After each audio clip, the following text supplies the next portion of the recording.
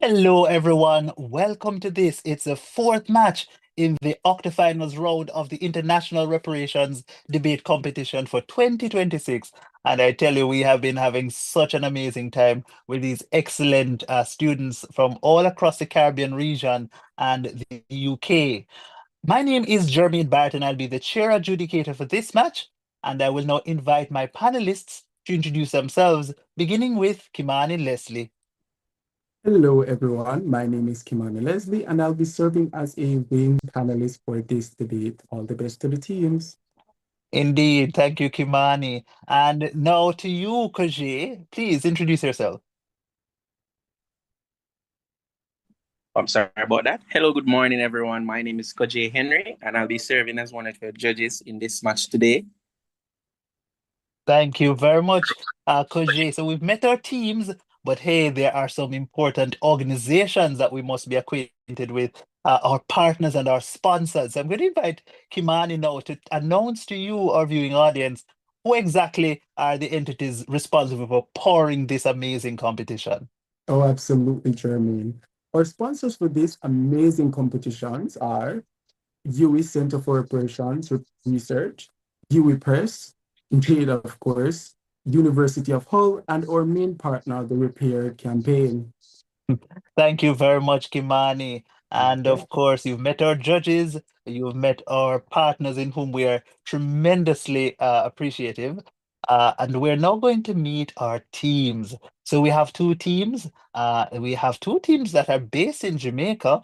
We have the Manchester High School out of the parish of Manchester and the Montego Bay High School out of the parish of St. James, both in Jamaica. Manchester High School serving as a proposition, and in opposition we have the school from Montego Bay High School. But before we get to meet our teams, we have a wonderful lady who has joined the panel. Her name is Cassandra Gupta, and she is from the University of Hull.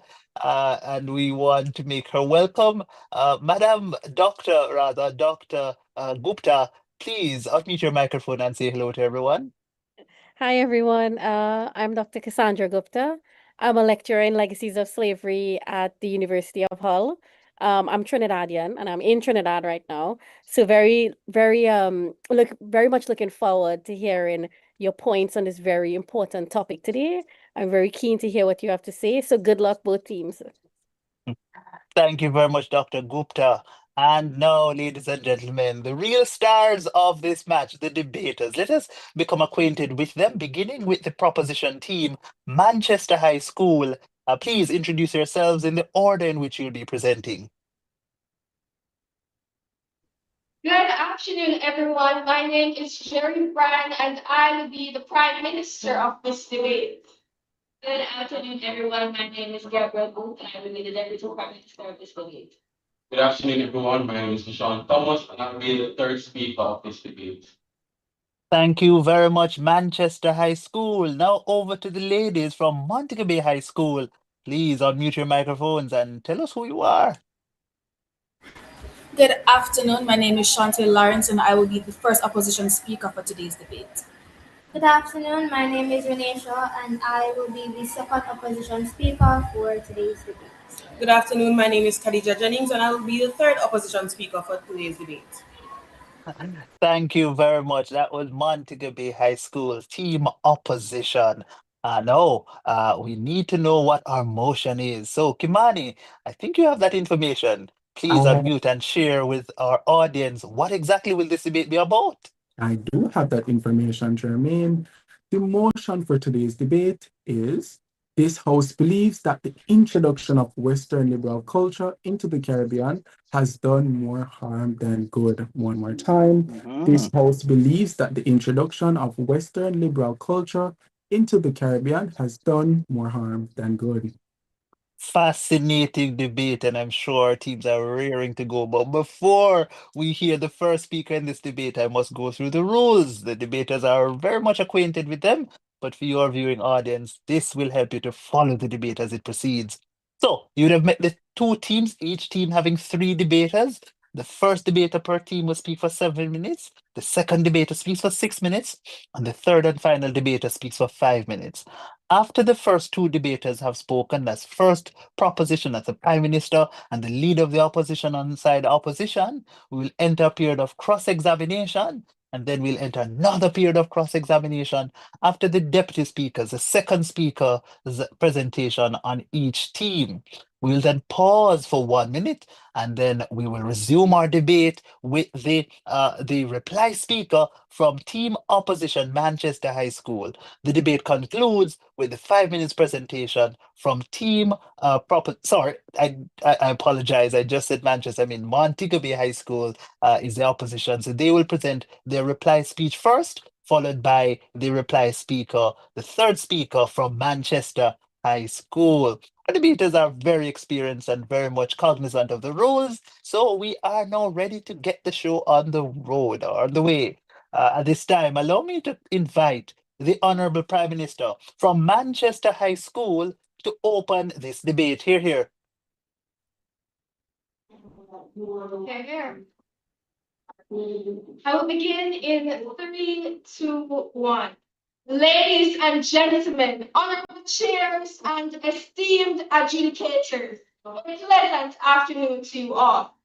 Marcus Garvey once said, a people without knowledge of their past history, origin, and culture is like a tree without its roots. This house firmly believes that the introduction of Western liberal culture into the Caribbean has done more harm than good.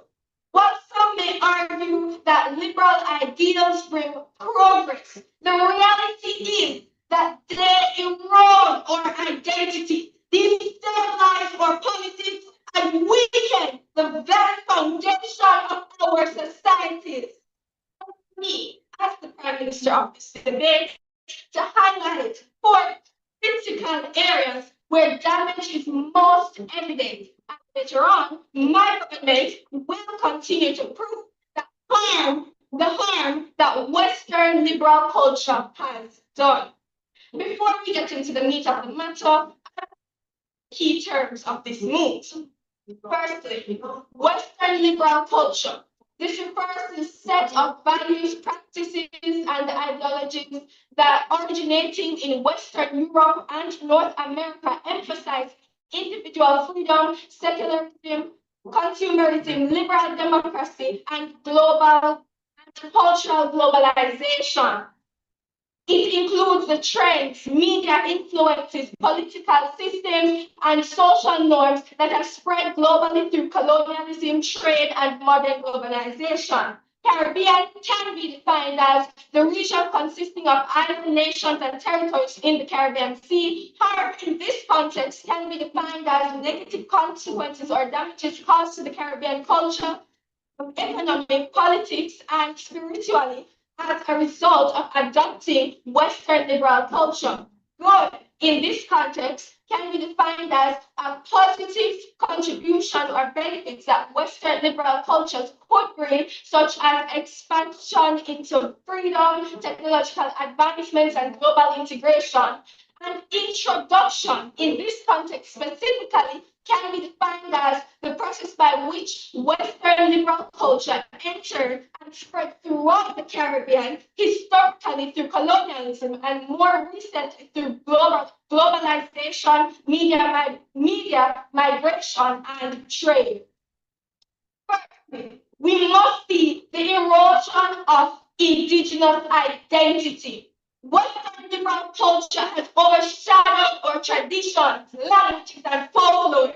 Instead of celebrating the rich Caribbean culture, we see our youth uniformly adopting foreign accents, foreign fashion, and foreign values, while our own cultural expressions are sidelined. This is clearly seen as indigenous languages fade with time. But my deputy prime minister will tell you more about that. This is not cultural exchange. This is cultural displacement. The Caribbean's unique identity is being diluted, leaving us as mere interpreters of Western traditions rather than as proud patriots of our own heritage. We must see and understand the rise in consumerism. Western liberal culture promotes materialism and consumerism, encouraging dependency on imported goods. This undermines local industries and erodes self-sufficiency. Our markets are flooded with foreign products, while local artisans and farmers are struggling to survive. According to the Hope Research Group, Caribbean imports have risen sharply, with from countries importing over $42.7 billion worth of goods, USD by the way, in 2024, while food imports alone account for more than 60% of consumption, costing 6 billion USD annually. Instead of fostering pride in Caribbean craftsmanship, Western consumer culture teaches us to measure success by what we buy instead of what we build. This dependency weakens our economy and makes us vulnerable to external shocks. Especially in recent times, we must see the political instability. The Caribbean has inherited liberal democratic frameworks that often align with poor realities. Important systems designed for Western context have fostered corruption, stability, and weak governance in our region. As seen in Jamaica recently facing backlash for supporting its very own neighbor, Cuba. Rather than empowering our people, these structures sometimes serve elites and foreign interests. Democracy should be rooted in local traditions and values, but Western liberalism is imposing models that fracture rather than unite, leaving our nations politically fragile. In conclusion, Western liberal culture is not liberated in the Caribbean. It has eroded our identity, fostered dependency, destabilized our politics, and weakened our spiritual foundations. The harms outweigh the benefits. We are to preserve our heritage, to strengthen our economies, to maintain social cohesion. We must resist cultural imperialism and reclaim our Caribbean identity. Ladies and gentlemen, this House believes, and I urge you, that Western liberal culture has indeed done more harm than good. Thank you very much, Madam Prime Minister. There from Manchester High School, we now go to the opposition team to hear from the opposition leader. Of course, the opposition team hails from Montego High School. Let's make that speaker welcome. Hear, hear. I will begin in 3, 2, 1. All men are created equal. Liberty, equality, fraternity, life, liberty, and the pursuit of happiness. These are the foundational slogans of Western liberal culture, quoted from the Declaration of Independence of the United States, 1776, and the national motto of France, a defining slogan of the French Revolution, 1789. They were written by slave owners, delivered by colonizers, and imposed at the point of a gun. And yet, Mr. Speaker, they are also the very words that Caribbean people have used for over a century century to demand their freedom, to justify their revolution, and to build their nations. This is a central paradox the proposition must answer today. If Western liberal culture is purely a force for harm, why have its principle been the primary weapon of the oppressed? Why did Caribbean freedom fighters quote John Stuart Mill while challenging colonial rule? Why did anti-apartheid activists and civil rights leaders across the diaspora wield the language of Western rights to dismantle Western supremacy? Today, we stand firm in opposition of the motion. This House believes that the introduction of Western liberal culture into the Caribbean has done more harm than good. We disagree under the fundamental principle the proposition have confused the violent delivery mechanism with the liberating content of the ideas themselves. Honorable judges, esteemed components, ladies and gentlemen, a pleasant afternoon to you all. As first speaker of opposition, it is my duty to introduce our stance, and I will do so using 2 points, them being cultural, providing the tool for liberation from rigid pre-modern social hierarchies and how it created a platform for challenging injustice. My second speaker will delve into the gift of abolish and anti-colonial thought through liberal introduction and dismantling of the colonial gaze in education. My third and final speaker will then synthesize these points and further prove why we have won today's argument. Before I delve into our argument, it is imperative that I first clarify what we consider to be Western liberal culture. In today's context, by Western liberal culture, we mean the set of ideas originating in post-Enlightenment Europe and North America. This includes an emphasis on individualism over the collective, a specific model of democracy and human rights, a capitalist free market economy, and cultural norms surrounding education, religion, and social behavior that were presented as universal standards of civilization. The proposition will likely focus on the evils of colonialism, and they are right to do so. Colonialism was brutal, exploitive. However, they make a fatal error in conflating the entirety of Western liberal culture with the colonial project itself. We will show that while the package was delivered by a violent hand, the ideas inside have been essential for progress. Now to my first constructive point. Western liberal culture offered liberation from rigid pre-modern social hierarchies. Before liberal ideas took root, Caribbean societies was not a collective of free individuals, but a rigid pyramid of status determined by birth. For the majority, life was circumscribed by the plantation system, which imposed not just a racial hierarchy, but also strictly defined roles based on class, caste, and gender. Let me provide you with an example. For women, traditional patriarchal structures, often reinforced by both colonial and post-colonial and pre-colonial customs, confined them to the domestic sphere and denied them agency. The introduction of liberal feminists though a direct product of Western culture, provided the intellectual ammunition to fight for change. It is no coincidence that the push for women's suffrage in the Caribbean gained momentum in the early 20th century, inspired by movements in Europe and North America. Look at the work of figures like Jamaica's Mary Morris Nib. In 1939, she became the first woman elected to the Kingston and St. Andrew Corporation. She used the liberal democratic platform, voting, public office, free press, to fight for better education and social conditions for women and the poor.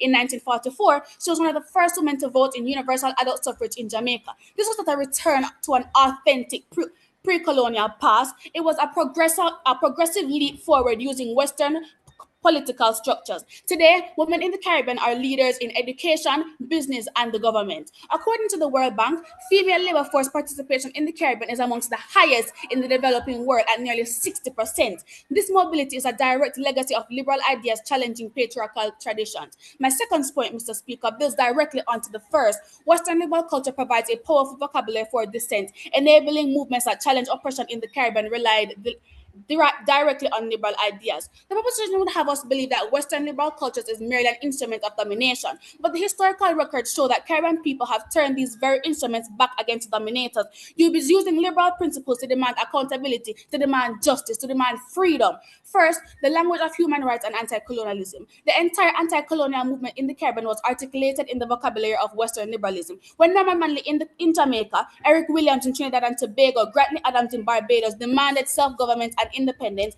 they did so by appealing to the liberal principles of self-determination, representative government, and individual rights that the colonial power claimed to honor but systematically denied to their colonial subjects. Not to mention, Mr. Speaker, the freedom of the press and the right to protest. These liberal principles have been essential tools for Caribbean people to challenge injustice within their own independent nations. When governments become corrupt or authoritarian, it is the liberal institutions and independent press, civil social organizations, opposition political parties that provide the platform for resistance. Now, Mr. Speaker, the proposition Now, Mr. Speaker, the proposition will likely argue that Western liberal culture causes cultural erasure and epistemic suppressing indigenous and African traditions. We acknowledge that colonialism caused several cultural damage. However, that harm came primarily from colonial domination and not from the liberal ideas themselves. In fact, the same liberal principles, freedom of religion, freedom of expression, and freedom, cultural rights are now used to revive and protect Caribbean languages, protect Caribbean traditions, and protect Caribbean spiritual practices. Thus, the tools used today to reclaim culture are ironically rooted in the very liberal framework the proposition condemns. As we approach the end, let me draw this case together. The proposition will likely paint a picture of cultural devastation, and we have conceded that the colonial process was indeed devastating, but they confuse the carrier with the cargo. They mistake the violent hands that deliver these ideas for the ideas themselves. Western liberal culture, for all its contradictions and hypocrisies, has provided Caribbean people with essential tools. Firstly, the tool of liberation from rigid social hierarchies that confined women, lower caste, and the poor to predetermined stations in life. The tools of resistance to challenge colonial rule, to expose corruptions, and to demand justice on the global stage. The proposition asks us to weigh harm against good. And while we acknowledge the harm of cultural disruption, we ask you to weigh against it the liberation of millions of Caribbean people from oppressive hierarchies and the empowerment of entire nations to challenge injustice. On this balance sheet, Mr. Speaker, the good overwhelmingly outweighs the harm. The opposition versus momentarily. Thank you very much, Montego Bay High School, for that presentation. We now go to the first segment of cross-examination. And of course, in this segment, the opposition team, Montego Bay High School, gets to ask their 3 questions of the proposition team first. Each of those questions limited to 10 seconds, each response limited to 45 seconds. Montego Bay High School, you may begin with your first question. Okay, first question. You argue that liberal economics created dependency. What economic system would you propose instead for a small island state to thrive in the 21st century? All right. We are saying that the Western culture is not tailored for a small island such as the Caribbean, and we need to tailor. We have got ideas from the West. However, we need to tailor some of those ideas to fit into the Caribbean culture, into our small island, in order to fit us to its proper benefits.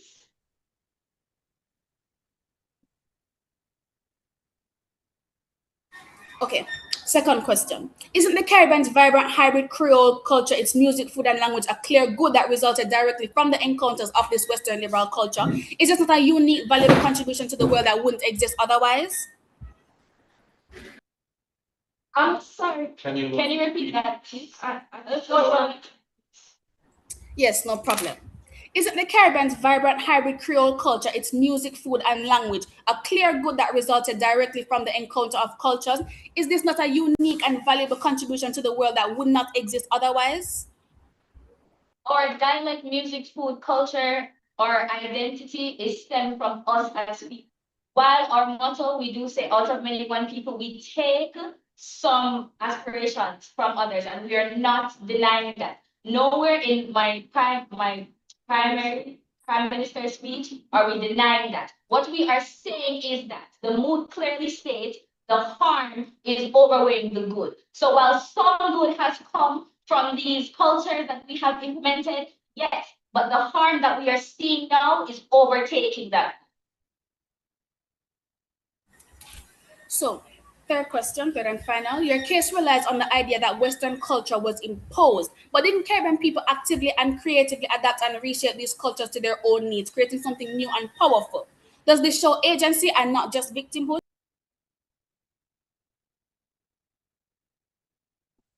Could you repeat that, please?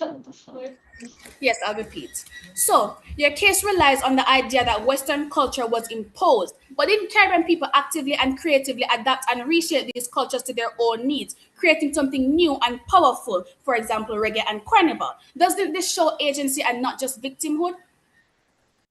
What we are trying to say is, yes, we are taking some of the good from these cultures, from this Western liberal culture. Yes, we have adapted some of these. Yes, What we are adapting is putting back into the world, such as our reggae, such as our music. But the mood is saying that the harm that we are now experiencing is overweighing that good. So while yes, our reggae is being influenced by the Americas or by Europe or by whoever, what we are doing now is what Jamaica and other Caribbean countries are doing now is suffering because of the harm that has been created. There is good, but there is harm, and there needs to be a clear balance. We cannot just deny all the harm that has happened because some good has happened and because we've influenced other persons with that. That's what we're trying to convey here. All right. Thank you very much to Montego Bay High School for the questions, and thanks to you, Manchester, for those responses. Manchester, you are up next with your questions. First question. Would you agree that a culture's strength lies in its authenticity and connects to its specific history rather than its ability to replace foreign models? You said that a culture lies in its authenticity. The Caribbean culture, at its basis, is not one we call authentic. Everything that we have made comes from something else. We have created it and we have created something new. But at its basis, it comes from something else. It comes from the Africans. It comes from the Chinese.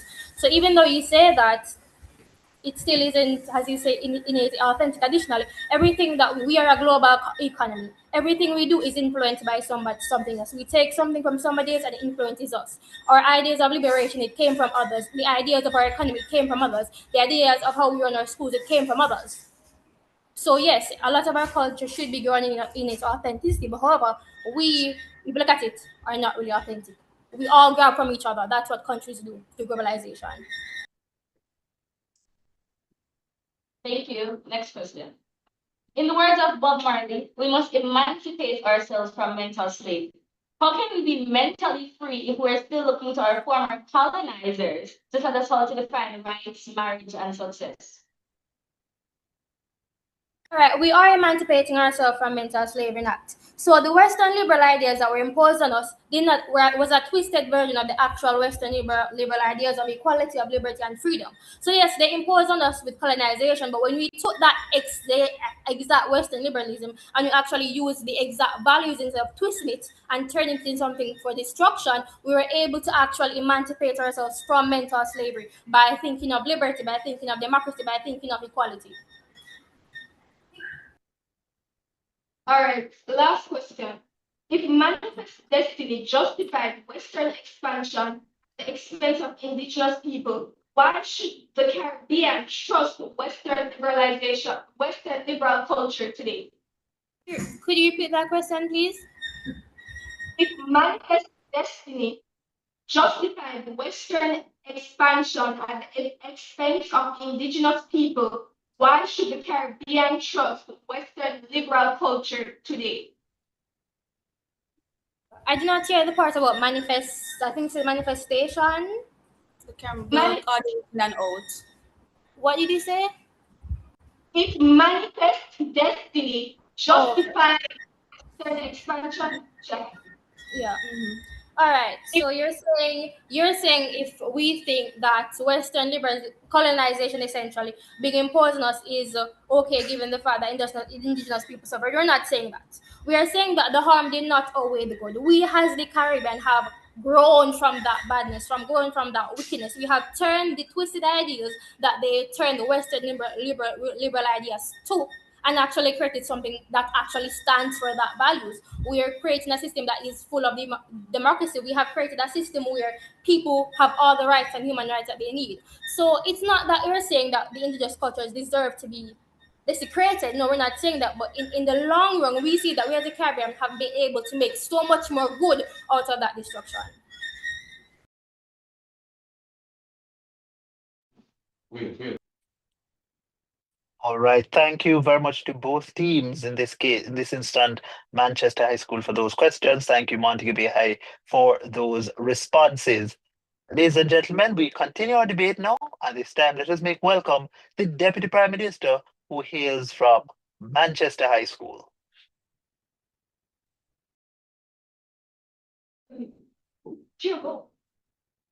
Are you able to hear me? Yes, we are hearing you. Mhm. I will begin my speech in 3, 2, 1. Rex Nettleford once said, the peril of the Caribbean is the tendency to mistake the shadow for the substance, to adopt the forms of Western life while losing the spirit of our own. When Caribbean societies adopt the Western culture and lifestyles, we run the risk of losing our own culture and lifestyle. Honorable judges, members of the opposition, fellow members of the proposition, well-wishers online, good afternoon. I am Gabrielle Booth, Deputy Prime Minister. As we go into this debate, let us bear in mind that the harm we speak of is not theoretical. It is not fantasy. It is here. But I can assure you it does not have to be here to stay.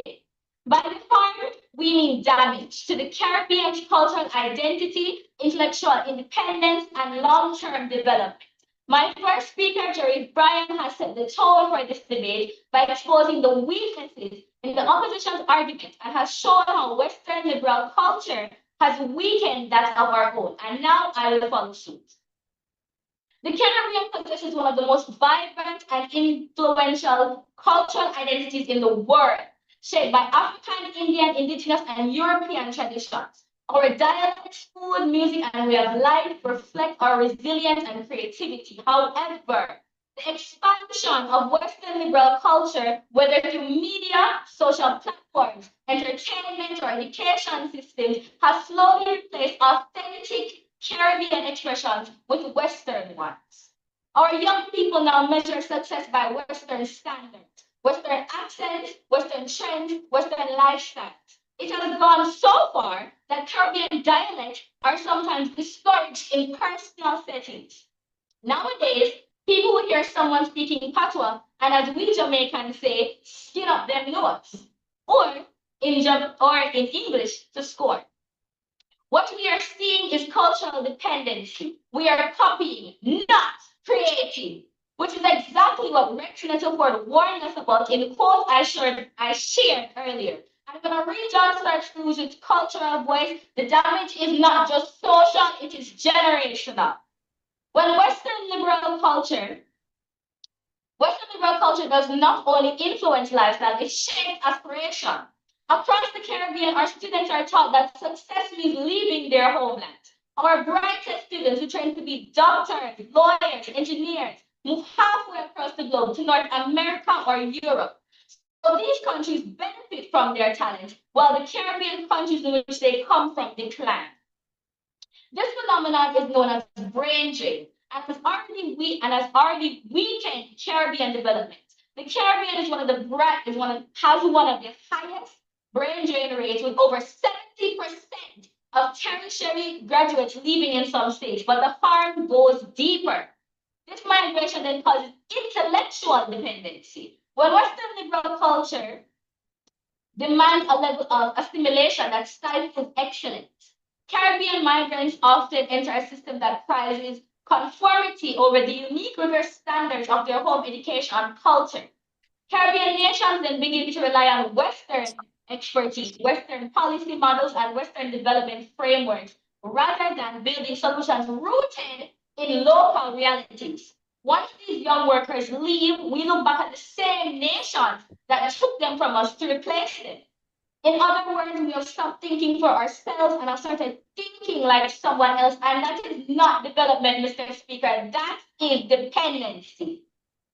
The importation of Western political conflicts into Caribbean societies continues to be a testament of just how deep the harm can go. Western media discourse typically brings highly polarized debates about race, religion, identity, culture, and ideology. These debates are emerged from specific historical events in the United States and Europe. However, these debates are now being included in Caribbean regions. The opposition's case is built on the premise that it is okay if these debates are implemented into the Caribbean. However, the historical events of the United States and Europe are just that. They are of the United States and Europe. The Caribbean's history and their history are on two different wavelengths. So why would we involve ourselves in their affairs, Mr. Speaker? If you are a science student, would you go to the POBCXC exam? Now, here's the thing, Mr. Speaker. The proposition is many things, but bite isn't one of them. We are not saying that Western liberal culture has done nothing good for the Caribbean. They brought democracy and influenced schools such as the University of the West Indies. Here's what we are saying. The cultural and intellectual dependency, the brain drain, the importation, and the other harms are greater than the benefits because even that good came with a price. And we had to earn that very same democracy to serve colonial administration. Sorry. And to influence colonial education systems were designed to serve that same colonial administration and not empower the very own Caribbean people. As I take my lead, I end with the quote, agradecer no es obedecer, which translates to gratitude is not obedience. The Caribbean can be grateful for the good Western liberal culture has done, but we will not turn a blind eye to the harm as the proposition wishes for us to do. Thank you. I rest my case.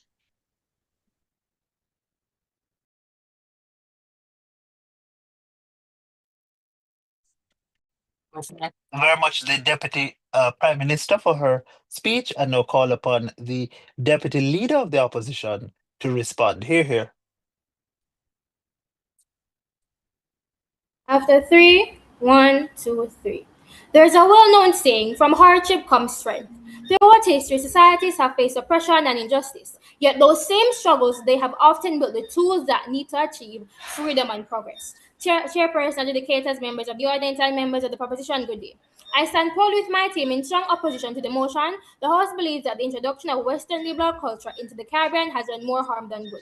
Now, we oppose this motion because it strives to create a narrative which boils on the entirety of Western liberal culture to the destruction and dehumanization of colonized people. This is a misconception of the principal values of Western liberal culture, principles in which, when they are utilized, has outlined for the freedom of colonized people. We do not deny that Western liberal culture came through painful and unjust historical means. However, we must judge its overall impact on Caribbean societies. If you look at its influence carefully, we see that Western liberal cultures introduce ideas that help Caribbean societies pursue freedom and create vibrant new cultures. Let me introduce my first point, the gift of abolitionist and anti-colonial thought. Western liberal culture provided the ideas for liberation and political freedom in the Caribbean. Western liberal culture introduced ideas such as equality, democracy, and human rights. Although these ideas were not initially applied to enslaved Africans, they provided the foundation used to challenge slavery and colonial rule. An example of this is the Haitian Revolution of 1791 to 1804, which was one of the most significant revolutions in world history. Revolutionary leaders such as Toussaint Louverture adopted the language of liberty and equality that was spreading through revolutionary France. These principles influenced revolutionary movement that ultimately abolished slavery in the colony. In fact, the Haitian Constitution of 1801 clearly declared that slavery could not exist on the territory.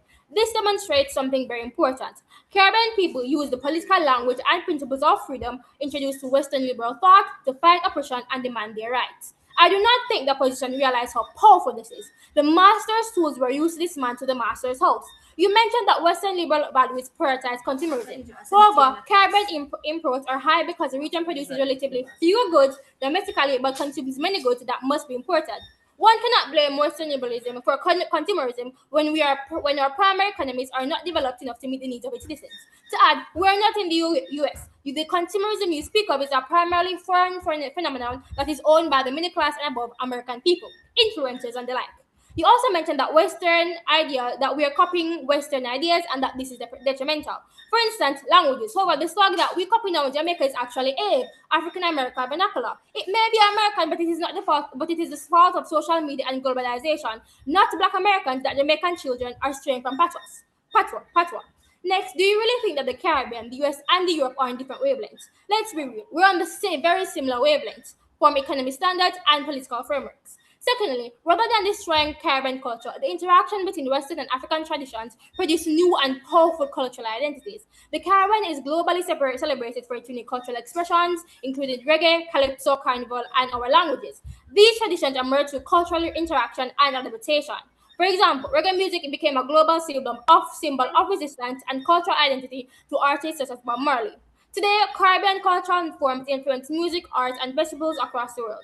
This shows that Caribbean societies did not simply lose their identity. Instead, they transformed diverse influences into something entirely new and powerful. Rather than cultural destruction, the Caribbean experience demonstrates cultural resistance and creativity. So yes, the twisted version of Western liberalism caused harm, but it did not do more harm than good. By untying the twist, we as a region and many other colonized nations have uplifted ourselves. In essence, Western liberal culture very much entered the Caribbean through a painful history. However, when you examine its long-term influence, we see that it also introduced ideas and institutions that help Caribbean societies pursue freedom, intellectual development, and cultural creativity. Western liberal ideas provided these physiological tools used to challenge oppression and secure political freedom. At the same time, cultural interaction produced vibrant cultural Caribbean identities that continue to influence the world today. You may also argue that the Western liberal culture caused racism and colorism in Caribbean society. However, this ignores a crucial contradiction. The core principles of Western liberal philosophy are equality, liberty, and universal human rights. Racism directly contradicts these ideals. In other words, racism represents a value to appeal to liberal principles, not prove that these principles are harmful. More importantly, these same liberal ideas provide the foundation for movements that challenge racial discrimination and demanded equality. Without principles such as equal rights under law, many of the legal protections and anti-discrimination policies we see today will not exist. Therefore, rather than causing racism, liberal ideas are now being used to help challenge and weaken systems of racial discrimination. Therefore, when weighing the overall impact, it is clear that the introduction of Western liberal culture into the Caribbean has produced significant benefits alongside its challenges. The very concepts of freedom and rights that Caribbean people used to fight for independence and equality are products of Western liberal thought. The question is not whether the package has delivered with colonization, slavery, and racism has its central component was not harmful. The question is whether this introduction did more harm than good. It did not. We can see this based on the progress Caribbean nations have made from utilizing the same principles of Western liberal values without death and destruction. We're not devolving, we're evolving. Our language is not being destroyed, it is being evolved. For these reasons, the opposition firmly rejects the motion. The opposition rests momentarily. Thank you very much, Deputy Opposition Leader. We continue now with the second segment of cross-examination. In this segment, the proposition team gets to ask their questions first of the opposition team. The rules with respect to time limitations remain the same as would have obtained in the first instant. So, Manchester High School, you may ask your questions now of Montego Bay High School for girls.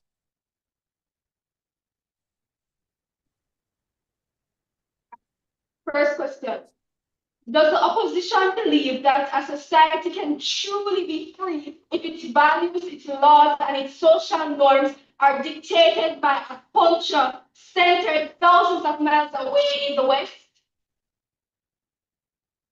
When you bring up these ideas, you keep mentioning distance and the fact that we as a society are separated from Europe and the US. As a society at its framework, we are not. We are intrinsically linked with them. Our values are overall mostly the same. And we are not a separate entity from the global nations that we live in. We have to interact with these people. So yes, you may say that we are thousands of miles away. So therefore our entire framework should not reflect them. But think about this. Look at our framework now. It does not reflect our framework that is working, our government that is working, our policies that are working, the entire school system that is working. Is it not a reflection of multiple other schools in the US, in Europe, in Germany? Are they not similar? Are they not even the same, if anything? And they are working, are they not?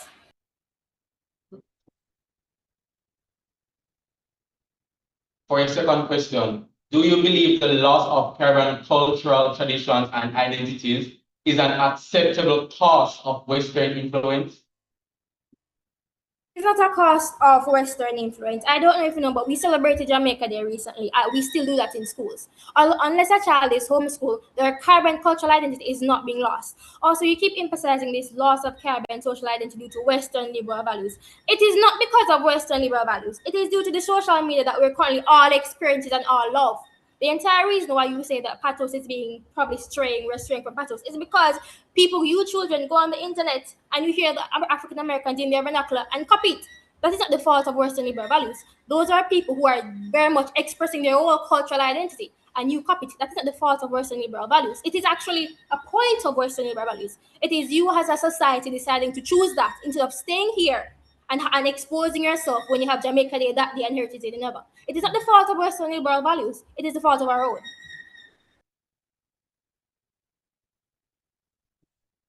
Okay, thank you. And for your last question, if Western liberal culture is truly universal, why has its adaptation frequently led to the marginalization of traditional Caribbean family structures and communal living? Well, you mentioned traditional family structures and Western liberal values. I mentioned that Western liberal values were based on equality, democracy, and liberty. Do you think you recall something that traditional family norms in society is the woman stays at home, the father goes to work? Is that what we want to stick to? So that's not what we want to stick to.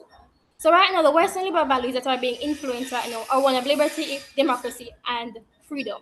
And we don't. And you may like that you may like the traditional Jamaican norm, but as students that has all girls schools, we prefer a more Western liberal value in which the traditional norm is not woman stays at home and the father goes to work.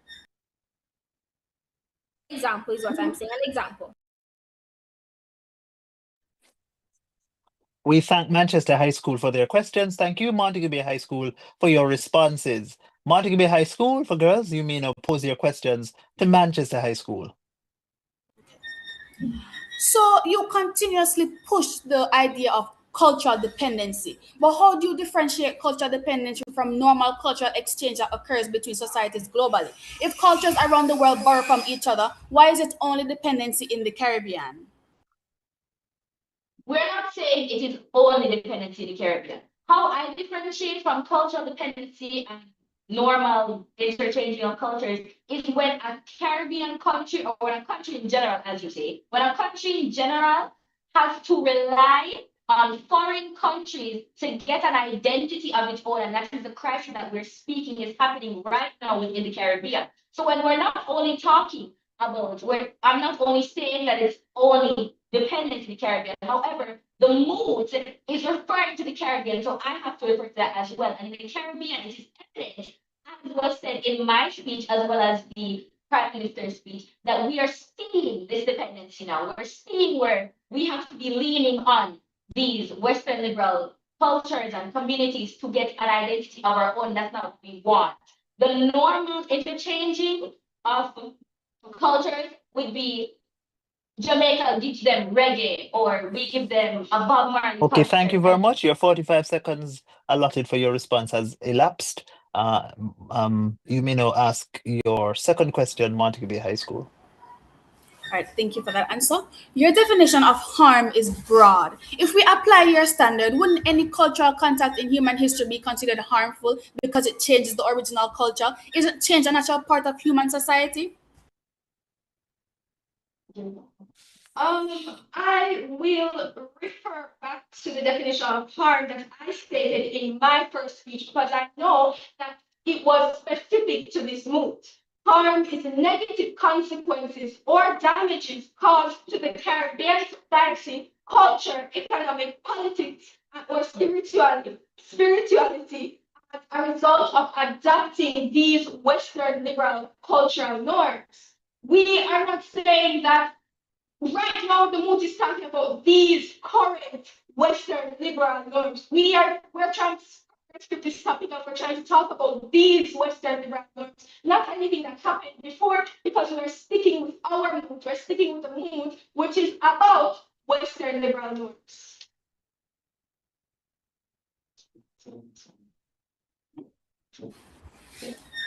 Okay, our third question. You claim that Western culture is homogenizing the Caribbean, but isn't this cultural flow two-way? Isn't reggae now a global phenomenon? And don't Caribbean carnivals now exist in Toronto, London, and Brooklyn? What is this emphasis on authenticity? You're not hearing me? Can you please repeat that? Yes, I'm sorry. So, you claim that Western culture is homogenizing the Caribbean, but isn't the cultural flow two-way? Isn't reggae now a global phenomenon, and don't Caribbean carnivals now exist in Toronto, London, and Brooklyn? What is this emphasis on authenticity? What to convey. We're not denying that our culture has influenced and given other foreign countries something. We're not denying that we have gotten something either. What we are saying is that this that we are talking about is the harm. What I'm trying to convey to you is that yes, we are giving them something. Yes, we have influenced them as well as they have influenced us. However, they are not struggling from our influence while we are. Their influence, there should be a balance. There's a balance over there, but for us, there is none. And we also acknowledge our history because in the Western media, our values are drawn out by indigenous people like Africans and Indians' cultural expression.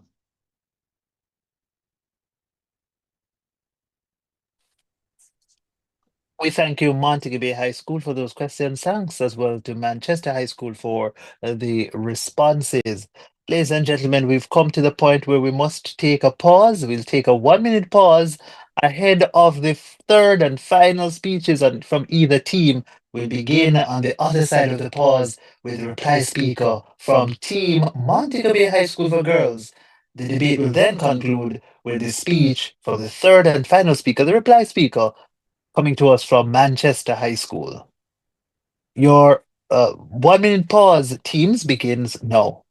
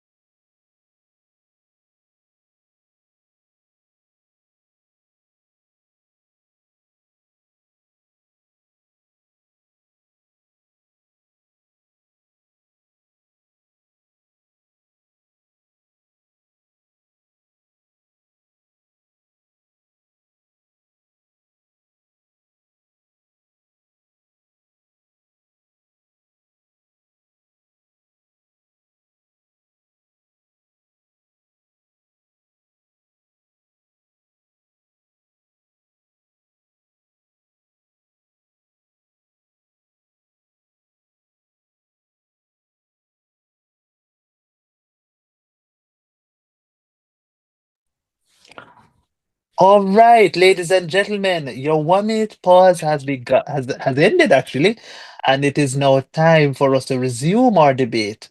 Let us now welcome the final speaker from Team Opposition, Montego Bay High School, to present their final contribution lasting for approximately 5 minutes.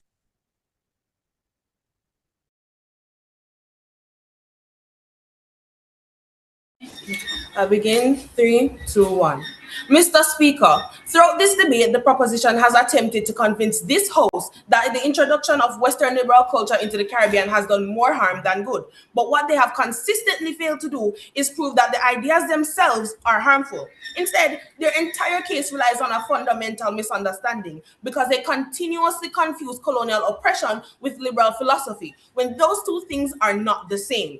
As the third speaker for the opposition, my responsibility is to do two things. First, I will expose the major flaws in the opposition's argument and then reinforce why the opposition has clearly demonstrated that Western liberal culture provided Caribbean societies with tools for liberation, political development, and cultural growth. Mr. Speaker, the central mistake in the proposition's argument is your assumption that because Western liberal ideas entered the Caribbean through colonialism, those ideas must therefore be harmful. But this reasoning simply does not hold. You restated your definition of for harm, yet you fail to understand, yet you fail to answer how using your definition any cultural interaction in history also qualifies as harmful. If cultural change resulting from external influence counts as harm, would that mean that all societies that experience cultural exchange are being harmed? The proposition has failed to clarify as such. The method through which an idea arrives does not determine the value of the idea itself. In fact, history shows the opposite. Caribbean people use liberal principles to challenge the very systems of oppression that brought those ideas to the region. A powerful example is the Haitian Revolution, where revolutionary leaders such as Toussaint Louverture used the language of liberty and equality to justify their fight against slavery. This demonstrates something extremely important. Caribbean people did not passively accept Western ideas. Instead, they adapted them and used them as tools for resistance. Now, Mr. Speaker, if the proposition were to ask if Western liberal culture was beneficial, why did it arrive through slavery and colonial violence? The answer would be very simple. The violence of colonialism does not invalidate the value of the ideas themselves. In fact, Caribbean people later used those same ideas of liberty and equality to dismantle colonial rule. The proposition also argues that Western liberal culture destroyed Caribbean identity, but this argument ignores how Caribbean culture was actually developed. The proposition argues for an authentic culture in the Caribbean. However, an authentic culture of the Caribbean would come from the native and indigenous people who came first, the Tainos, the Mayans, the Arawaks, and so forth. How then does the proposition suggest we create an authentic culture of the Caribbean as the majority of the existing population today is made up of Africans, Indians, Spanish, and a wide variety of those who were brought here? Those whose cultures do exist currently as a direct result of Western liberal values. They fail to clarify such. The Caribbean has always been a space of interaction between African, European, and indigenous traditions. Rather than destroying culture, this interaction produced entirely new and powerful cultural identities. We can see this in global forms such as reggae music being popularized by Bob Marley, as well as carnival traditions and Creole languages across the region. So if the proposition asks whether Western culture was destroyed by Caribbean identity, the reality is clear. Caribbean culture was not erased, it evolved. What we see today is not cultural destruction, but cultural resilience and creativity. Mr. Speaker, another claim often raised by the proposition is that Western liberal culture caused racism and inequality within Caribbean societies. But this argument contradicts the very foundation of liberal philosophy. The core principles of liberal thought are liberty, equality, and universal human rights. Racism directly violates these ideals. In fact, many movements that challenge racial discrimination relied heavily on liberal concepts such as equality before the law and human rights. Mr. Speaker, when we weigh this debate, three things become very clear. One, Western liberal ideas gave Caribbean people the language and principles they needed to challenge slavery and colonial rules. Two, liberal democratic systems expanded people's rights and participation in politics, helping to break down rigid social hierarchies based on class, gender, and birth. And thirdly, the interaction between Western and African traditions helped to create the vibrant and unique cultures that define the Caribbean today. Together, Mr. Speaker, these points show that Caribbean societies did not simply absorb Western liberal culture passively. Instead, Caribbean people transformed these ideas to serve their own struggles for freedom and progress. The proposition wants us to judge Western liberal culture solely by the violence of its arrival. But history shows that Caribbean people used those very ideas to fight oppression, claim their rights, and build their nations. For those reasons, when we weigh the benefits against the harms, it becomes clear that the Western liberal culture has contributed significantly to political freedom, social development, and cultural creativity in the Caribbean. Therefore, Mr. Speaker, the opposition firmly rejects this motion. Thank you. We thank you very much. We thank rather the third speaker of Team Opposition, Montego Bay High School for Girls, for concluding the opposition's case. And now, ladies and gentlemen, let us enthusiastically welcome the third speaker from the proposition team, Manchester High School. Let us make them welcome. Hear, hear. Here, here.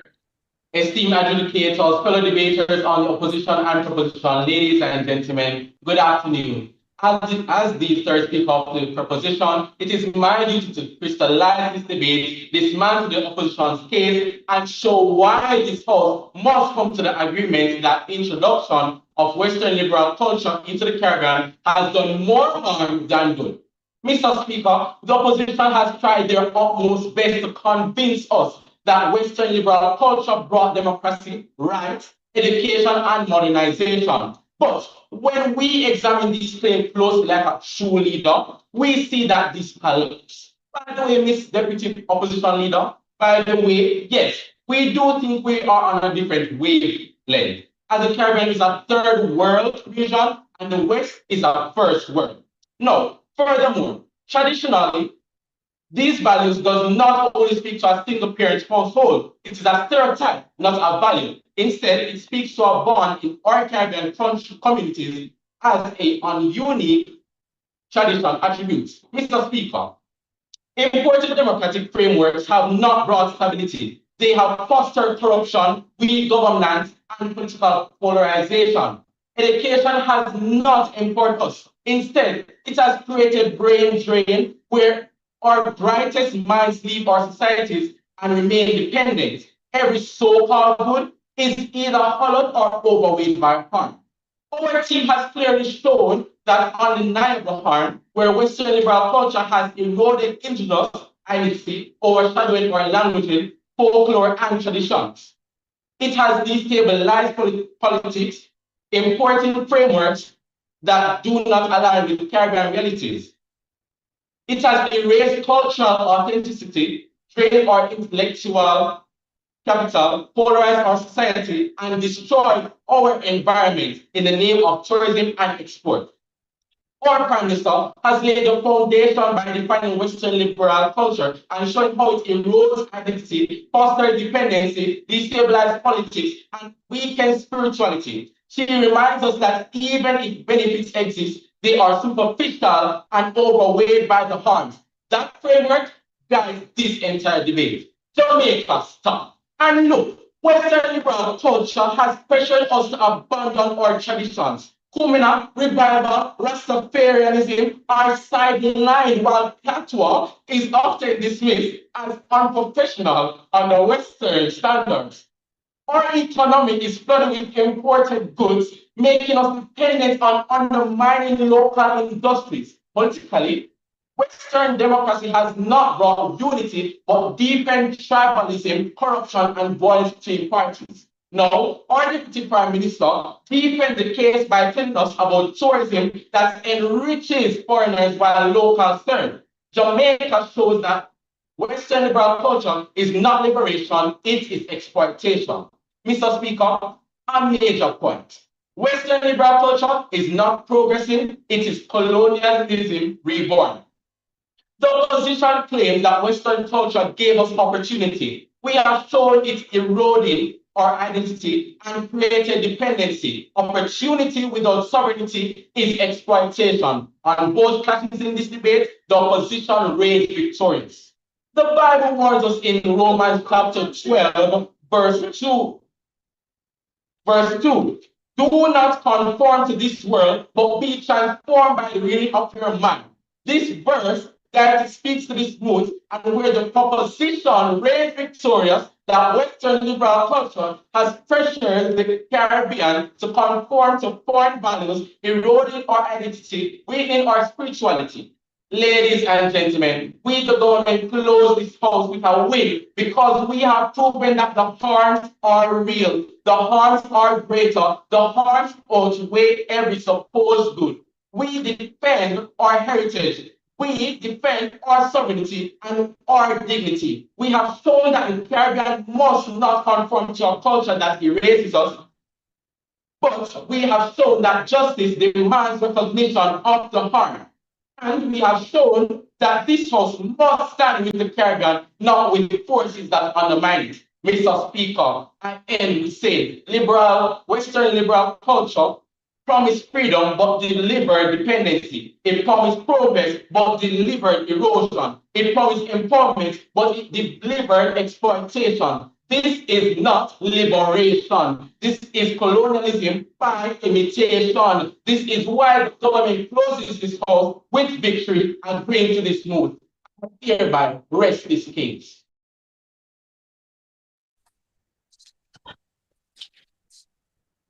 We have just concluded this debate, and we, as the adjudicators, have quite a lot to go and mull over. So we'll just do that now as we leave to deliberate, and we will be back shortly, audience, with the result and some analysis for both teams. All right, stay tuned. We'll be back shortly.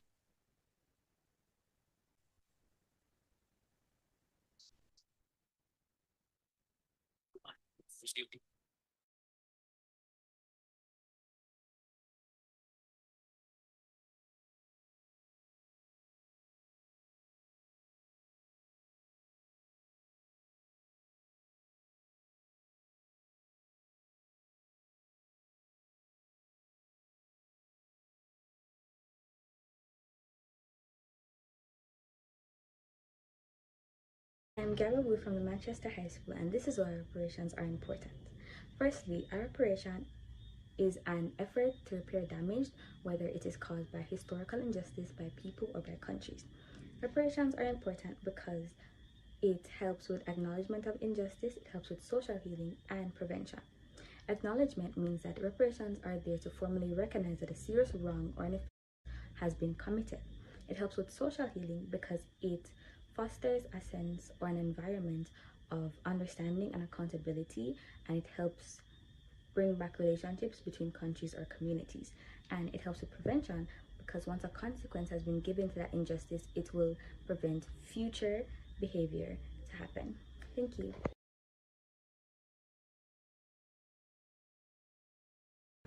Now, I strongly withhold the stance that reparations are needed today because of the long-lasting social, economic, and psychological effects of slavery, colonialism, and systematic oppression still impacting communities.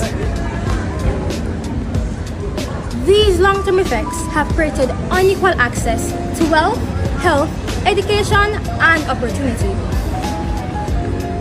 Reparations aim to address these lasting harms and promote genuine equality and justice. My name is Shantae Lawrence. My name is Renee Shaw. My name is Khadija Jennings. And we're here representing the Montego High School for Girls in the 2026 International Reparations Debate. Center for Reparation Research is thrilled to launch this International Reparation Debate Competition. This International Reparation Debate Competition that we launched today for secondary schools is one of our most important projects. How do we engage youth on matters of reparatory justice? The change needed in the education system can only be advanced when the youth are engaged and their voices are heard. Why is reparations so important in and for the Caribbean? Because time comes for justice for our ancestors. Time comes for the Caribbean to insist on the right to development, to be compensated for the violence against our ancestors. So outreach to the young people who have joined this movement is critical. There is no mass movement that isn't a youth movement. And we certainly want reparations to be a mass movement. So it's really exciting, though, to have a regional stroke international debating competition. And I'm looking forward to your participation as you construct your arguments for and against, remembering that the 10-point plan for reparatory justice is our guiding framework for the areas in which we are demanding compensation, because we certainly want to impact the public opinion and awareness in Europe. So it's fantastic to have the United Kingdom participating as well. So why is it important for youth to be involved in the reparation movement? Being involved in the reparations movement is critical to youth if one is to know their history so that they can understand why their societies are functioning as they are today. The future of the countries we live in are dependent on the current situation that exists today in our countries. And these current conditions were created by the past, including indigenous genocide, African enslavement, indentureship, and colonization. Being involved in reparations is about seeking justice, seeking a way to reduce inequalities in our own countries and then in the broader world. It's about seeking a more peaceful and balanced world where global problems are solved in partnerships, not in isolation. I believe the sponsors are hoping this competition will allow our youth to gain knowledge about the past so that as young people, you'll be able to make better decisions in the future and make our countries better places. We know that we need to understand stories about people that look like us. So the fact that so many of you young people have registered was so encouraged by your enthusiasm and your passion for wanting to enter this debate. It is so important. It's just at the core of who we are, that we need to understand where we come from, understand our true history, and having a debate competition on this particular topic is such an important milestone, to have a real conversation about repair. And the fact that our young people were so articulate with their presentations, and to ensure that we keep educating our young people, because you are the future of us and are the Caribbean's a sustainable future. So congratulations, everybody. We are looking forward to the debate. Encourage everyone to join the debate. Thank you so much, all. Education about the history of the oppression of a people can either be a tool for liberation or a tool for reinforcing trauma. What allows for education to be one or the other is not the topics taught, but how they are delivered. Therefore, we, the proposition, would like to firmly state that teaching the history of the transatlantic trafficking of enslaved Africans, or TTEA for short, does significantly more harm than good, not because of the topic, but because of the current pedagogical approach taken. Your average high schooler learns about the transatlantic trafficking in enslaved Africans through a rigid, standardized curriculum. They are taught by a teacher who is expected to simply deliver information, often in a lecture format, and test students on their ability to memorize facts, years, and names. In this setting, students are not invited to engage critically with the material, ask difficult questions, or relate the content to their own lived experiences. Instead, they passively receive a version of history unable to truly process its relevance, impact, or emotional weight. Where is the opportunity to understand how this horror shaped the blood in our veins and the names we carry? There is none. Students memorize facts and regurgitate them on paper. But inside, the lesson lingers, that the history of the African diaspora is one of subjugation, and that their place in the world is to suffer and survive, not to lead, not to thrive. This is exactly what Paulo Freire, in his work The Pedagogy of the Oppressed, described as the banking method of education, where students are treated as empty accounts to be filled by the teacher. Freire believed this model was fundamentally oppressive because it prevents learners from becoming active participants in their own liberation. It discourages dialogue, reflection, and consciousness raising. This is what he calls conscientization. The teaching of the transatlantic trafficking in enslaved Africans today in many classrooms still follows this harmful pattern. When this topic is taught in a banking method that assumes dichotomy between human beings and the world they live in, Freire says an individual is a spectator rather than a recreator. This kind of teaching doesn't empower, it conditions students to fit into a world shaped by oppression rather than resist it. And that is why we say it does more harm than good, because it teaches history in a way that keeps students passive, not engaged. We learn about Oladoye Ekiano, we learn his name, we learn that he experienced this and he wrote an account, but do we open the book and study it and analyze it and discuss it with our teachers the way that Israeli schools discuss Elie Wiesel's Night of the Holocaust? The opposition says they want students to learn about the slave trade and the enslavement of a people. And of course, we all want all students across the world to have reverence for this grave and absolutely horrific period of history. And we do this with the intention that learning about it can empower them to challenge the lingering legacies of racism and inequality. However, defending the status quo, which our opposition seeks to uphold and claims offers us more good than harm, will not offer us this. This is not remembrance. This is not reverence. And when you trace this system back to its roots, you realize that this is not our system at all. Accepted.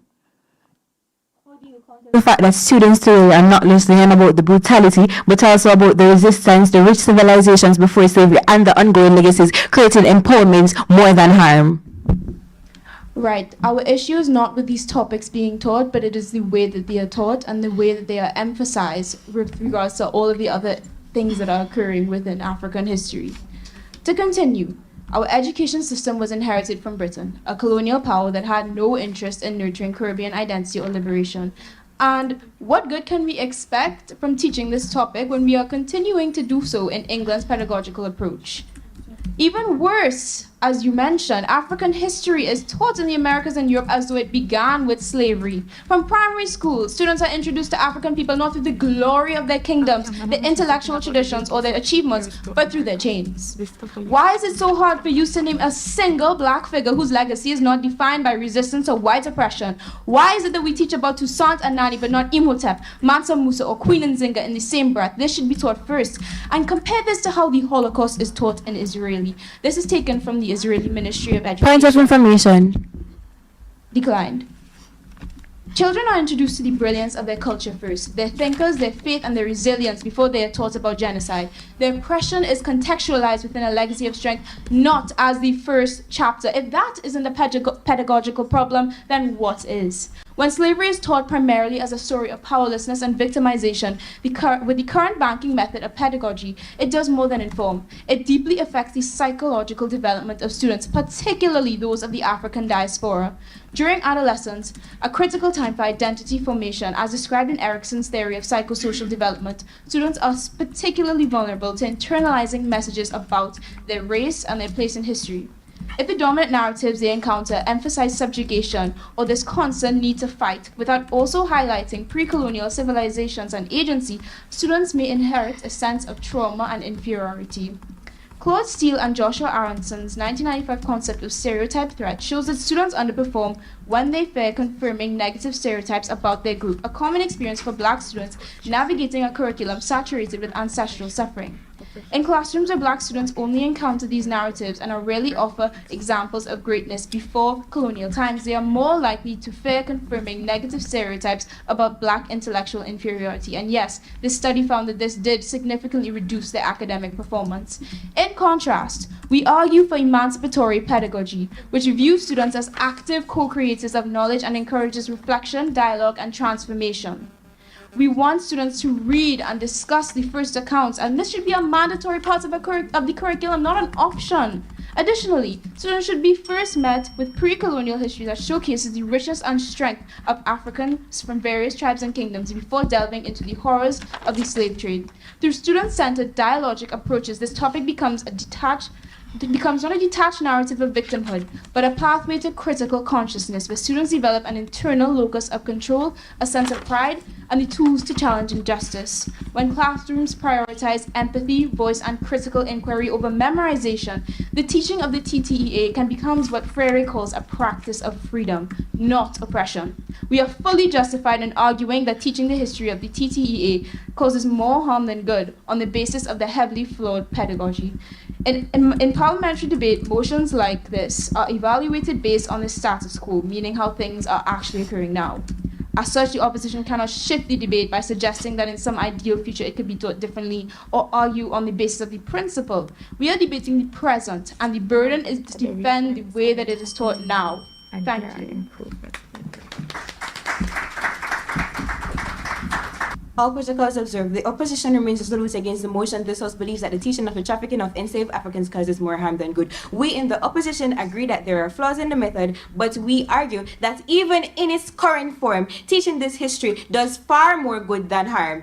We accept the definitions posited by the opposition with the exception of the word harm. Harm caused by the teaching of the trafficking of enslaved Africans in this case is more like temporary discomfort that fosters long-term justice awareness and healing. The proposition burden is to prove that the act of teaching this history is inherently harmful, even when taught well, and that these harms are so deep and widespread that they outweigh all educational and social benefits. We must prove that the current approach generates more harm than good, and 2, the harm is not inherent to the method but as a result of poor implementation, and 3, that the teaching of enslaved Africans creates civic awareness, empathy, prevention of recurrence, and general social progress. The status quo, the history of the transatlantic trafficking in enslaved Africans is already being taught, but with growing care and impact. Students today are learning not just about the brutality, but also the resistance, the rich civilizations before slavery, and the ongoing legacies of inequality. Yes, some schools get it wrong. Reform is being done for a more inclusive, trauma-informed, and empowering education, making it the norm. Mr. Speaker, we are not for the current way of teaching this history. The motion didn't state the current way. We are for the best way of teaching this history.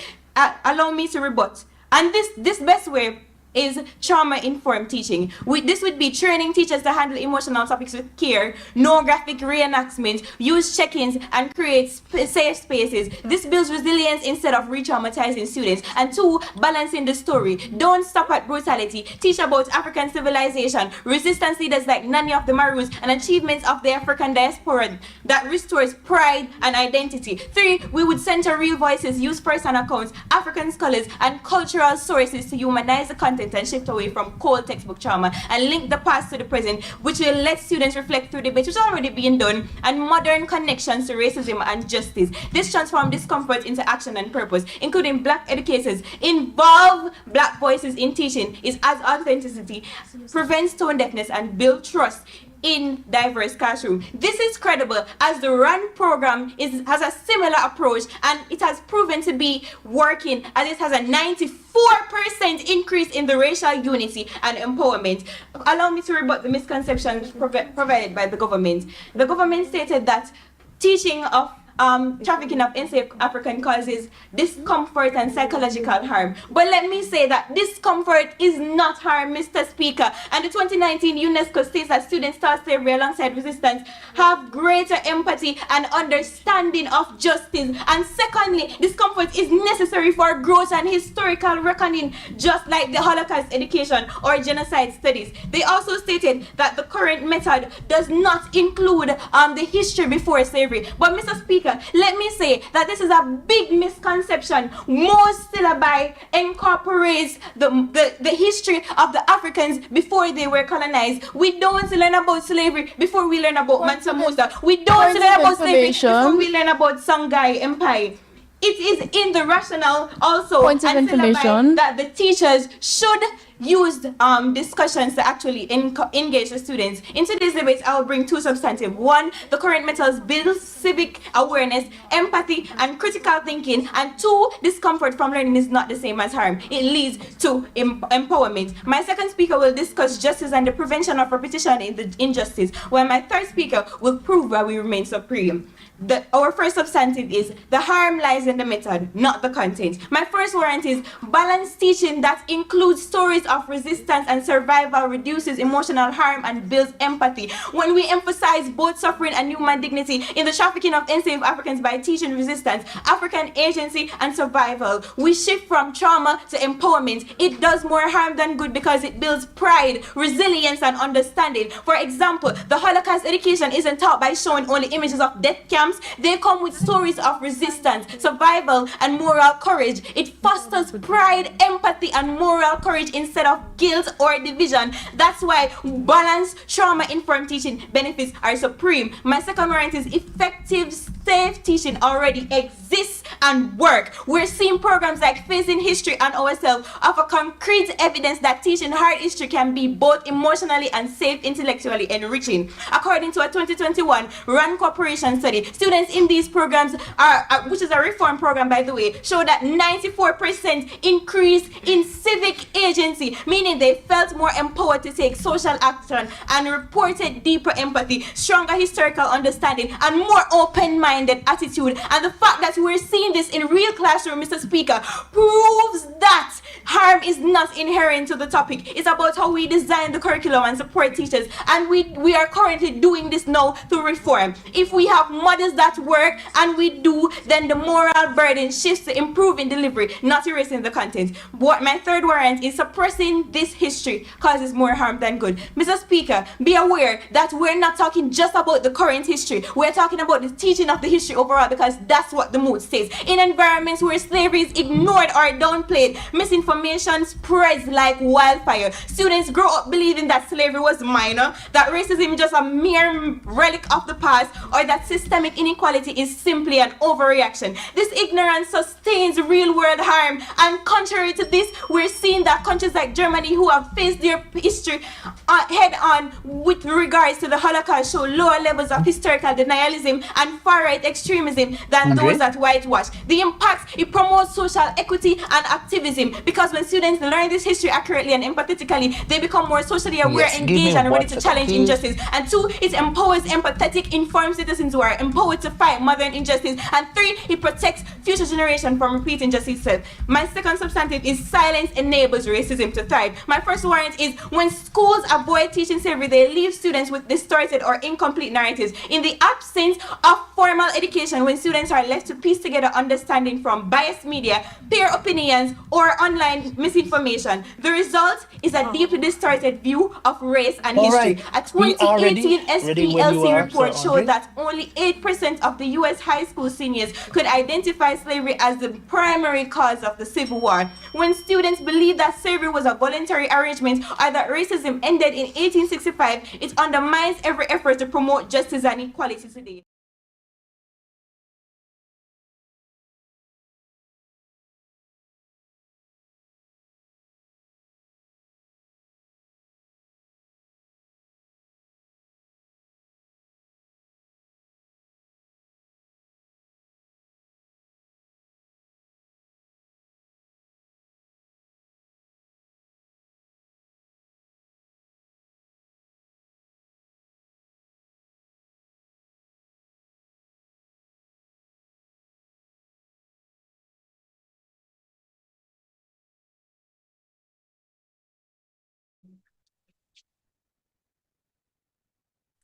Ladies and gentlemen, viewers all, welcome back to the conclusion of this match. This match featured two very excellent Jamaican teams. We had on side proposition the team Manchester High School, and on opposition we had Montego Bay High School for girls. Two titanic teams, and boy, this was quite the contest. Of course, we had a panel of adjudicators that enjoyed the match, and on that panel we had Dr. Cassandra Gupta. She's from Hull University, and we just want to yield the floor here to allow her to express some sentiments about the match and certainly towards the teams. Dr. Gupta? Yeah, hi. Mhm. So hi again, and thank you so much, both teams, for the wonderful job you did. I'm just going to be very brief. I think both teams did very well. You touched on a lot of themes that are increasingly important in contemporary society today. We see it more than ever how important it is to discuss this issue today, especially when you're thinking about power dynamics and cultural dependency. So some of the themes you all brought up, about issues of cultural relativity, language, pride in patois, manifest destiny, indigenous communities. I think it really resonated with a lot of us and the judges, and I'm sure the audience. So thank you so much for that. I just want to say all the speakers really came across quite well, all of your points. All the judges saw that you really put a lot of work into the research and you delivered your parts very well. So very, very well, both teams. You did a splendid job. And I encourage both teams to keep going with this sort of work that you all are doing with the research and just trying to understand how these topics impact your lived experiences. So please continue doing a really good job and exploring these topics. And congratulations to both teams. Really, really a job well done. Thank you very much, Dr. Gupta, and I could not say it better myself. Absolutely fantastic job on the part of both of these two debate teams. All right, so let us wade a little bit into the debate. So, what was our motion? Our motion centered around the question of, Western liberal culture and whether or not it has had a mostly positive or negative impact. Has it done more harm than good? I think was the wording of the motion. Now, Team Manchester High School contends, as is their duty in this debate, that it has done more harm. What are some of the harms that they point to? They speak about cultural erasure. They say basically, Africans would have been brought to the Caribbean, or the indigenous people would have been here.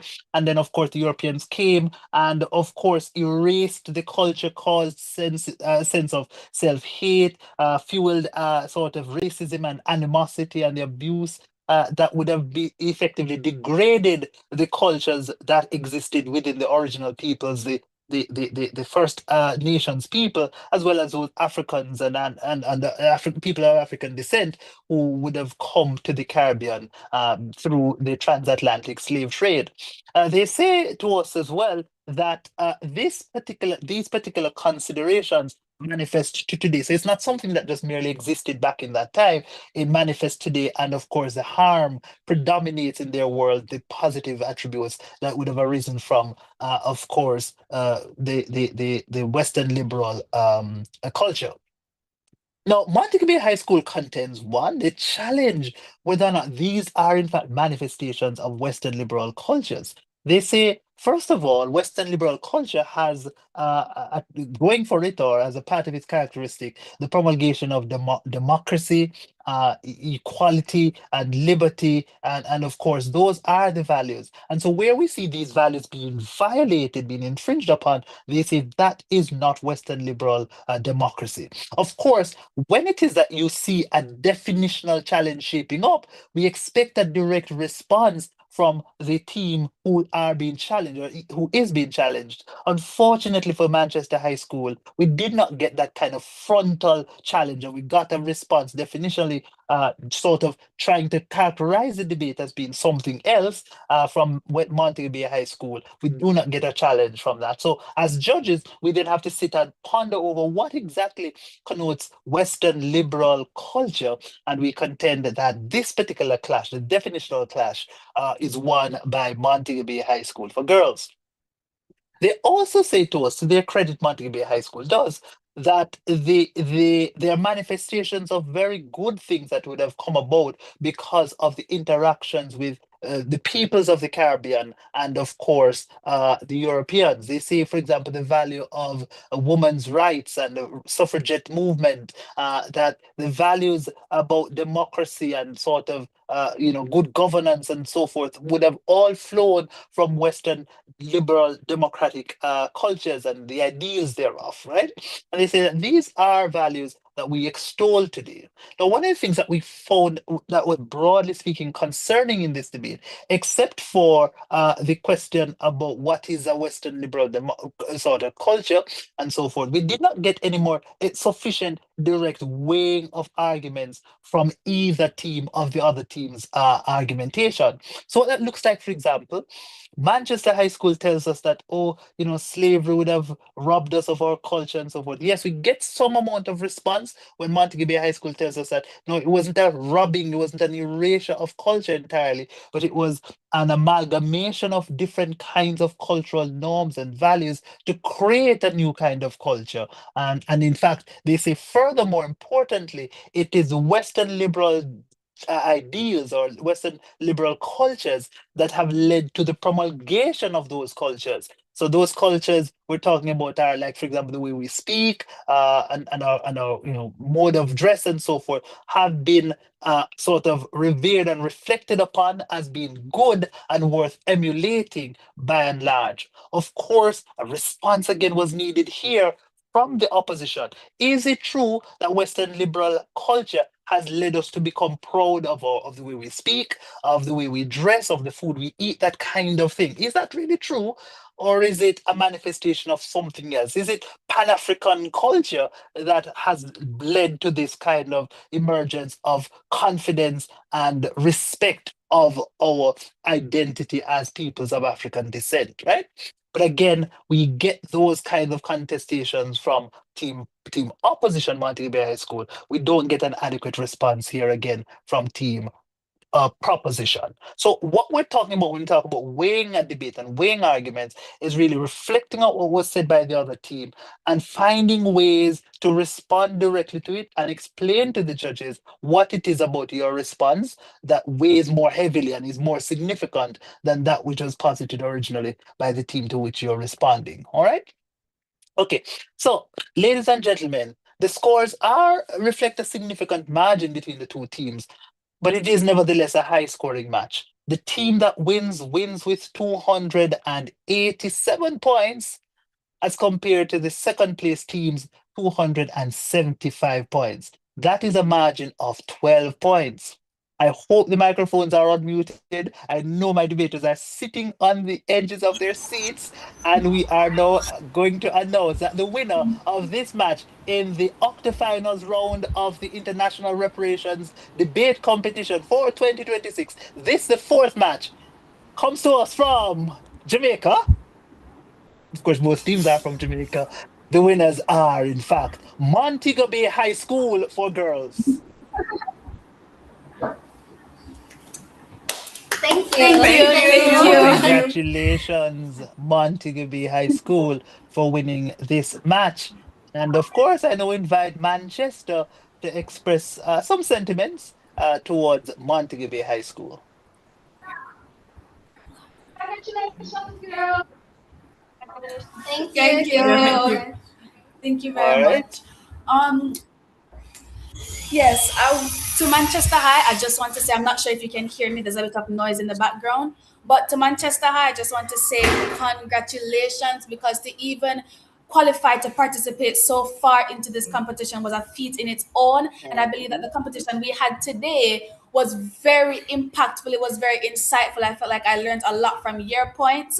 There were some things that challenged me to really rethink and retouch my speech. So what you came with today was really powerful, and I'm so glad we were able to have this competition today. But thank you for the opportunity, and also congratulations, because the scores were not that far off. I mean, 276, I believe. That's a 275 to 275, yes. 287. Still quite high in this competition. So yes, Indeed. congratulations. Absolutely. Absolutely. Thank you very much, Manchester High School, and the winners of this match, Montego Bay High School for girls. Now, ladies, and I think there's a gentleman, a lone gentleman on the team. So, ladies and gentlemen, the best debater in this match, there's a little tussle amongst us as judges as to who that person should be.